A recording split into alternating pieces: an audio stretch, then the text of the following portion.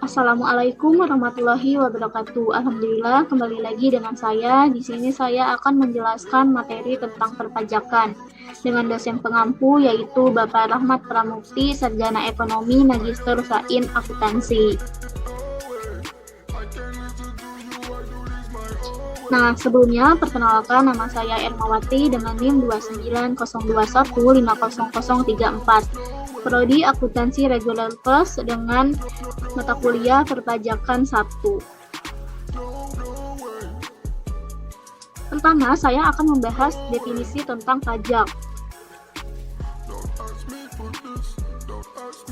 Nah, menurut Undang-Undang Nomor 28 Tahun 2007 tentang Ketentuan Umum dan Tata Cara Perpajakan atau KUP, pajak adalah kontribusi wajib kepada negara yang terutang oleh orang pribadi atau badan yang bersifat memaksa berdasarkan undang-undang dengan tidak mendapatkan imbalan secara langsung dan digunakan untuk keperluan negara bagi sebesar-besarnya kemakmuran rakyat. Dari pengertian di atas dapat disimpulkan jika pajak merupakan kontribusi yang harus dilaksanakan wajib pajak. Namun, siapakah wajib pajak itu? Menurut pasal 1 angka 2 Undang-Undang KUP menjelaskan bahwa wajib pajak adalah orang pribadi atau badan, meliputi pembayar pajak, pemotong pajak, dan pemungut pajak, yang mempunyai hak dan kewajiban perpajakan sesuai dengan ketentuan peraturan perundang-undangan perpajakan.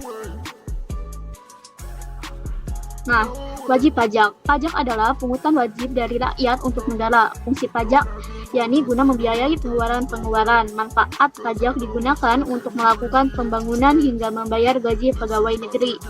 Mengacu pada pasal 1 ayat 2 Undang-Undang Nomor 16 Tahun 2009, wajib pajak adalah orang pribadi atau badan yang meliputi pembayar pajak, pemotong pajak, dan pemungut pajak, serta mempunyai hak dan kewajiban perpajakan sesuai dengan ketentuan peraturan perundang-undangan perpajakan.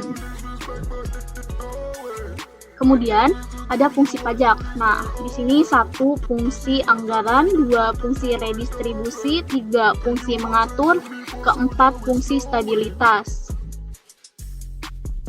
Nah, kemudian ada fungsi pajak bagi kita sebagai wajib pajak dan masyarakat. Nah, di setiap pajak yang kita bayarkan memiliki fungsi dan manfaat yang besar bagi masyarakat dan juga negara.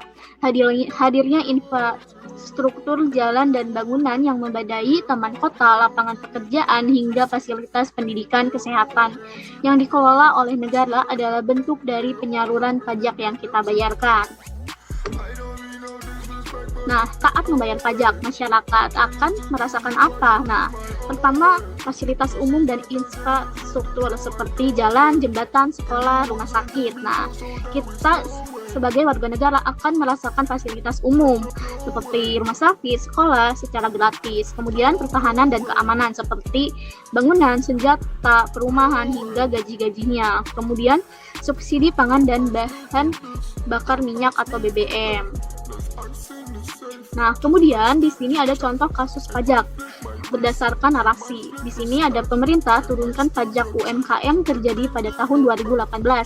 Contohnya seperti gambar ini. Nah, ini menurut Kementerian Koperasi dan Republik Indonesia.